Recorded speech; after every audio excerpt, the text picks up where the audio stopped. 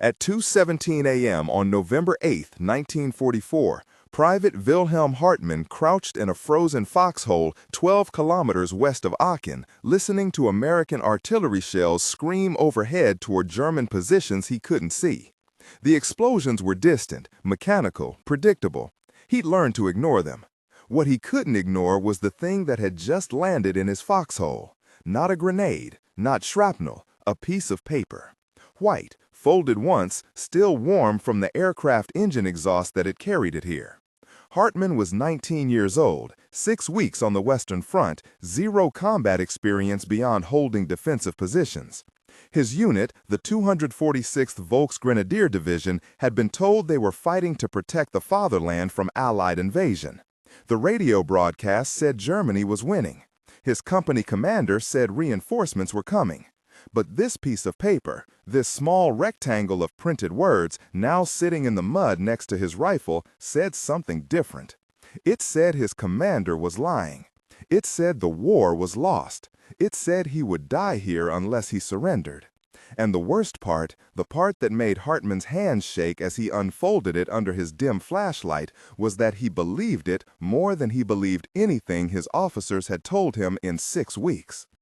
The first Allied intelligence officer to understand the psychological power of paper was Captain Robert McClure, U.S. Army Psychological Warfare Division, April 1943.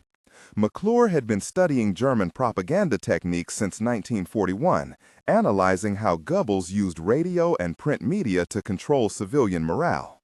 He noticed something critical. German soldiers weren't just fighting for ideology. They were fighting because they believed 3 things.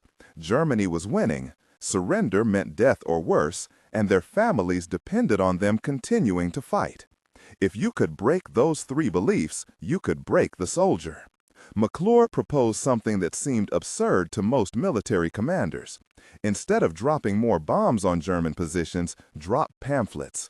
Not propaganda celebrating Allied victory. That wouldn't work. Soldiers didn't believe obvious propaganda. Instead, drop information designed to create doubt. Small facts that contradicted what German command was telling troops.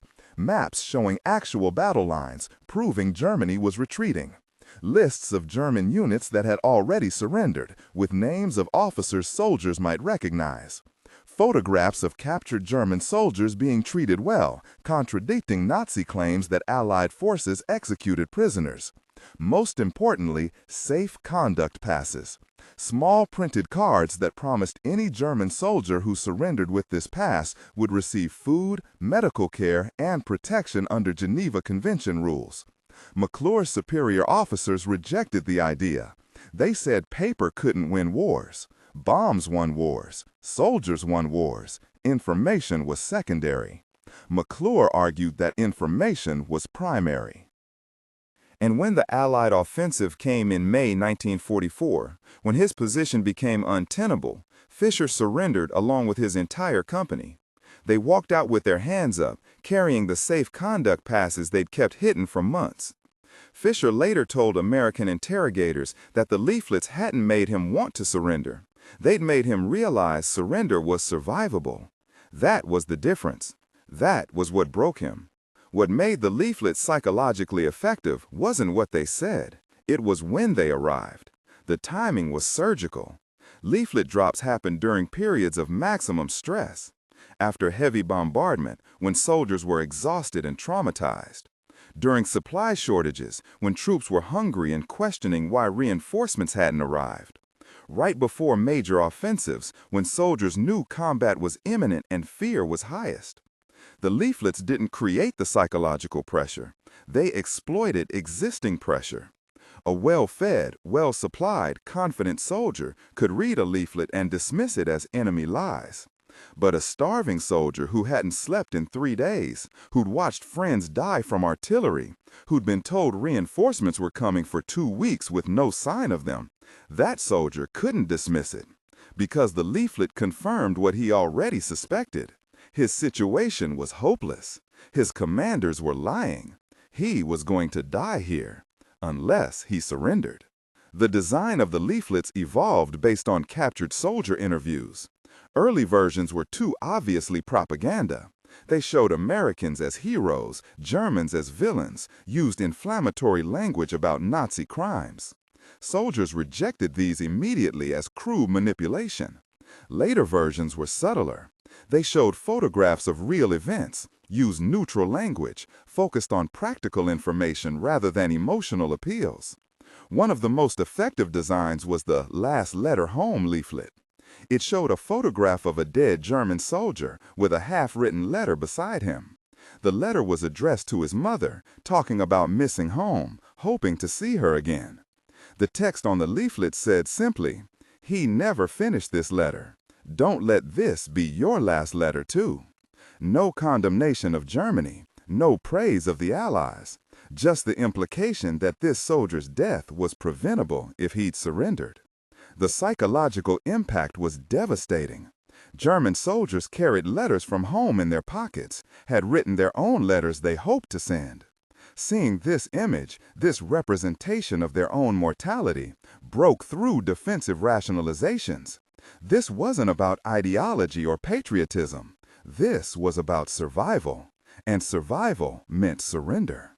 By mid-1944, the Allied Psychological Warfare Division was dropping 6 million leaflets per week over German positions.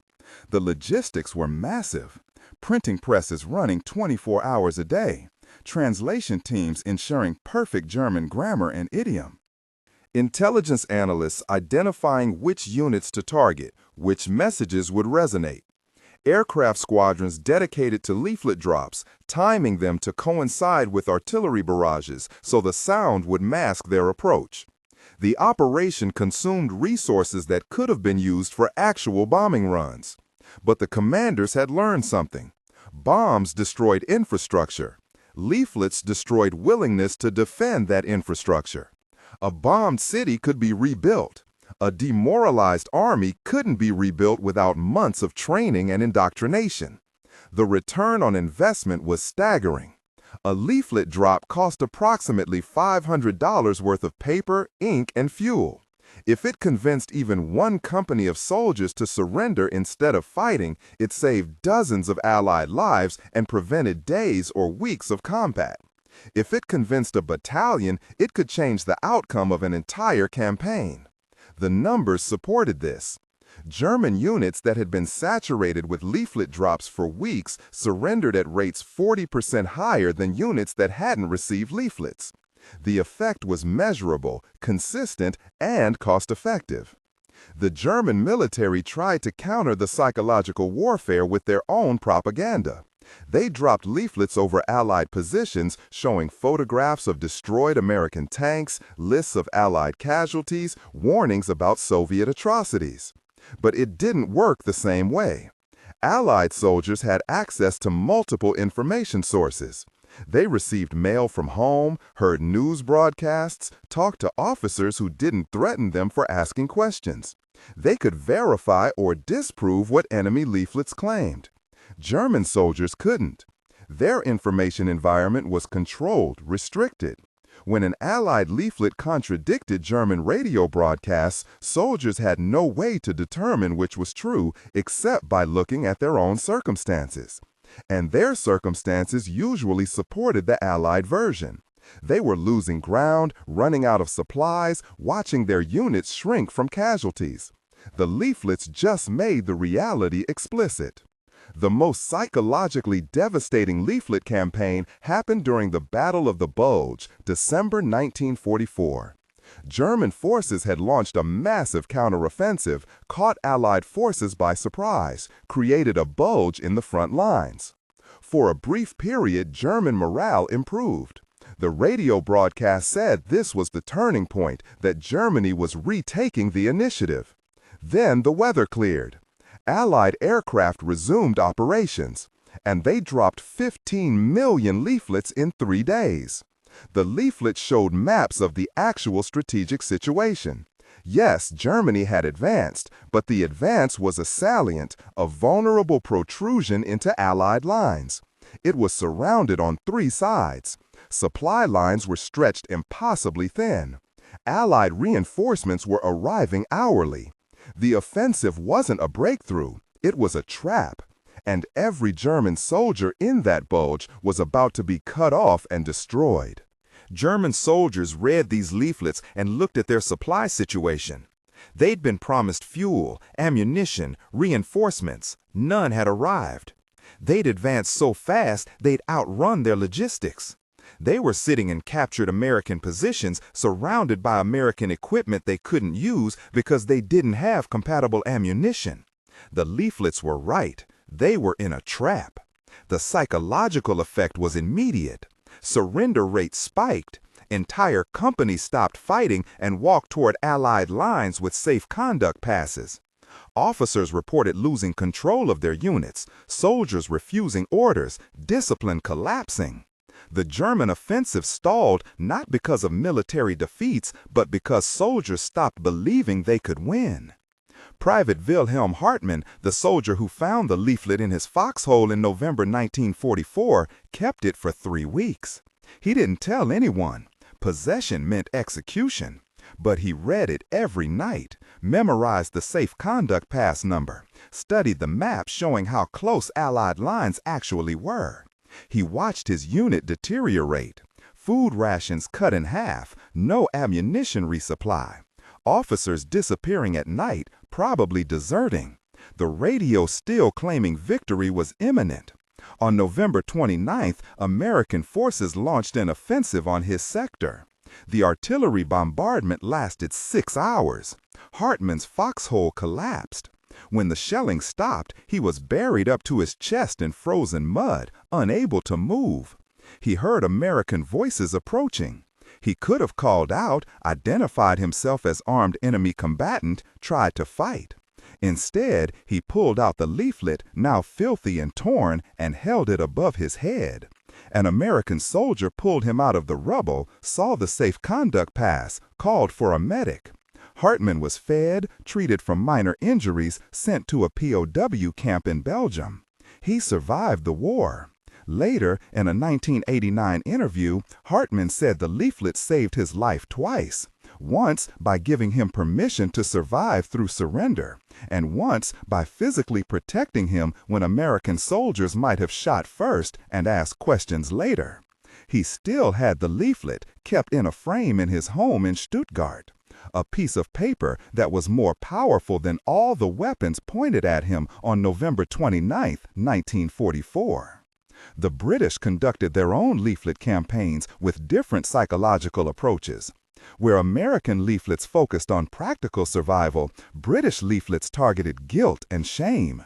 They showed photographs of destroyed German cities with captions asking, "Was this worth it?" They printed letters from German civilians describing food shortages, Allied bombing, children dying. They created fake German newspaper editions reporting defeats that German radio had censored. The goal was to make soldiers question whether their sacrifice was accomplishing anything meaningful. The British approach was particularly effective on older German soldiers, men with families, men who lived through World War I and remembered how that ended. These soldiers had more to lose than young recruits. They had homes they wanted to return to, children they wanted to see grow up. The British leaflets reminded them of those stakes, made the cost of continued fighting explicit and personal. By early 1945, the psychological impact of leaflet campaigns had become impossible to ignore. German high command issued desperate orders.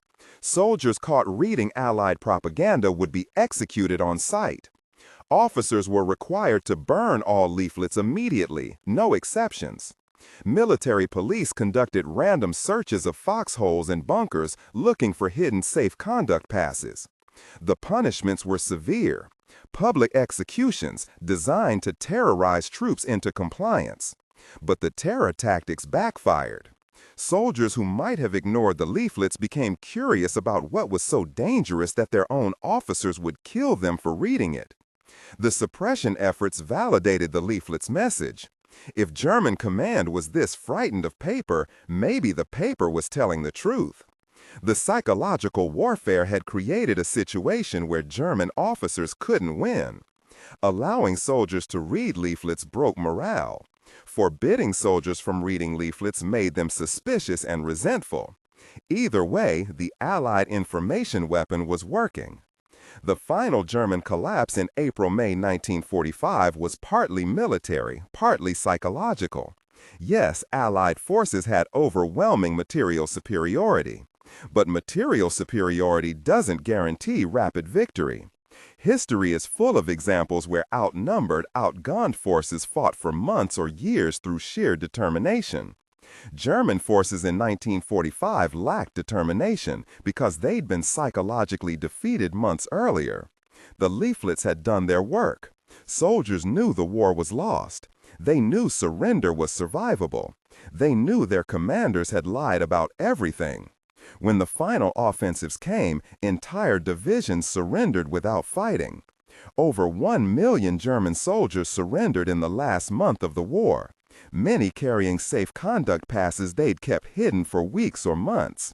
The leaflet campaigns hadn't ended the war by themselves, but they'd accelerated the ending by months, saved countless lives on both sides, and demonstrated that psychological weapons could be as decisive as conventional ones.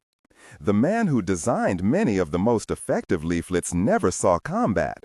His name was Daniel Lerner, a sociologist from Brooklyn who'd been studying mass communication and propaganda before the war.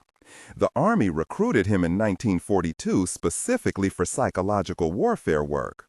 Lerner understood something most military officers didn't. People don't change beliefs based on facts. They change beliefs based on emotions triggered by facts. A leaflet that said, "Germany is losing," would be dismissed as enemy propaganda. A leaflet that showed a photograph of a dead German soldier with an unfinished letter home created an emotional response that bypassed rational skepticism. Fear, grief, homesickness, these were stronger than logical arguments. Lerner designed leaflets that weaponized these emotions. He conducted interviews with captured German soldiers, asked them what would have convinced them to surrender earlier. They told him. Proof that POWs were treated well. Evidence that the war was truly lost, not just temporary setbacks. Assurance that surrendering wasn't betrayal, that they could survive with dignity. Lerner took those insights and turned them into printed weapons that killed German morale more effectively than bombs killed German soldiers.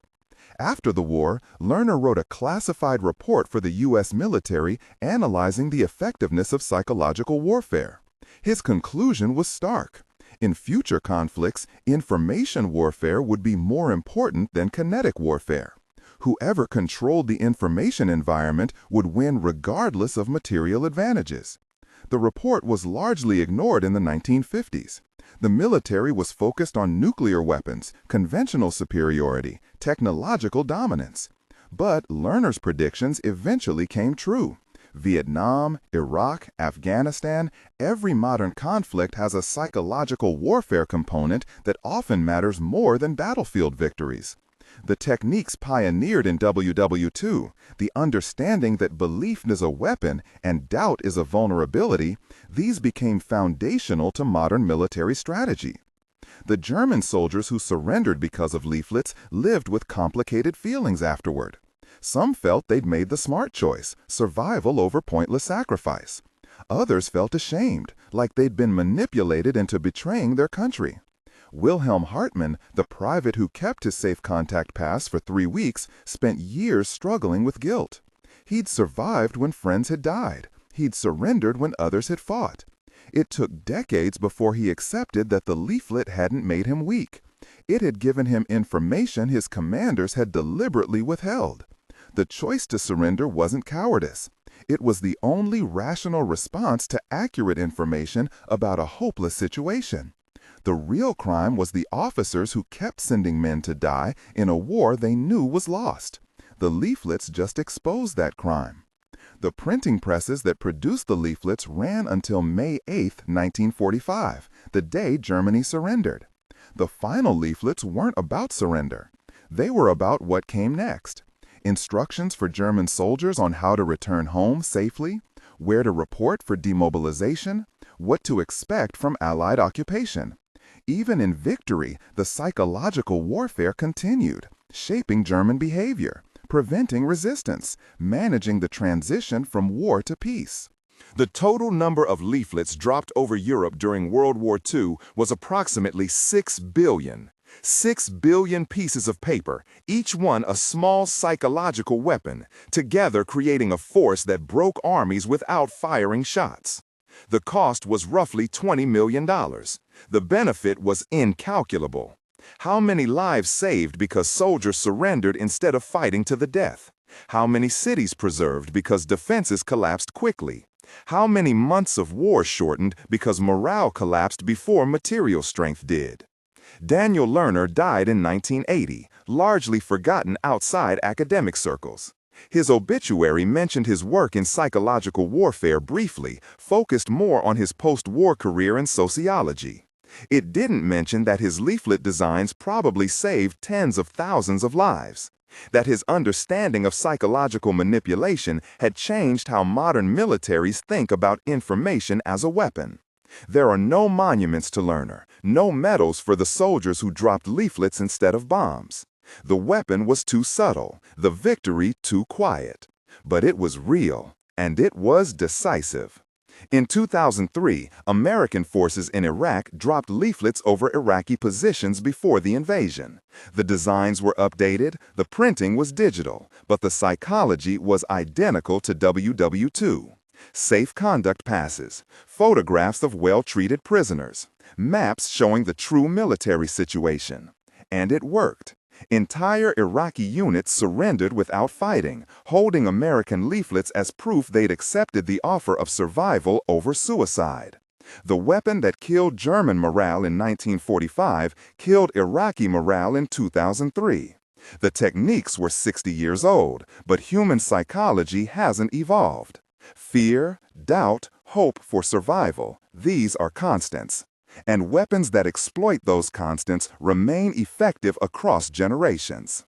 The most disturbing question is the one nobody asked in 1945 or 2003 or asks now. If pieces of paper containing carefully crafted messages could break the will of trained soldiers to fight, what could modern information weapons do to civilian populations? We live in an environment of constant information warfare. Social media, news outlets, political advertising, all of it designed with psychological precision to create doubt, fear, anger, belief. The techniques are more sophisticated than WWII leaflets. The reach is global and instant. The targets aren't just soldiers, but entire societies. And most people have no idea they're being targeted, don't recognize the weapon, don't realize their beliefs and emotions are being manipulated just like German soldiers' beliefs were manipulated by American leaflets in 1944. The silent attack continues. The paper has been replaced by screens, but the weapon remains the same. Information crafted to exploit psychological vulnerabilities, delivered at moments of maximum susceptibility, designed to change behavior without the target realizing they've been attacked. Wilhelm Hartmann at least knew the leaflet was enemy propaganda. He made a conscious choice to believe it. We don't even know when we're reading the modern equivalent of those leaflets. And that makes the weapon infinitely more powerful than anything dropped from a bomber in 1944. The lesson from WWII psychological warfare isn't that paper can defeat armies. The lesson is that belief is more fragile than we think, that our certainty is more vulnerable than we realize, that the right information delivered at the right time can change what we think is true, regardless of facts. The German soldiers who surrendered weren't weak. They were human. And humans can be hacked. Their beliefs can be reprogrammed. Their will can be broken, all without violence, all without their conscious awareness that they're being attacked. That was the real power of the leaflets. Not that they convinced soldiers to surrender, that they made soldiers believe surrendering was their own idea, that they'd made a rational choice based on accurate information. The manipulation was invisible, the weapon was silent, and that's why it worked better than bombs. Because bombs you can see coming. Psychological weapons you can't. Not in 1944. Not now. The war for your mind is still being fought. You just don't notice the leaflets anymore. They look like news feeds and social media posts and expert opinions. But the goal is the same as it was 80 years ago. Make you believe what someone else wants you to believe, and make you think you decided that yourself. That's the weapon. That's the silent attack. And it never stopped working.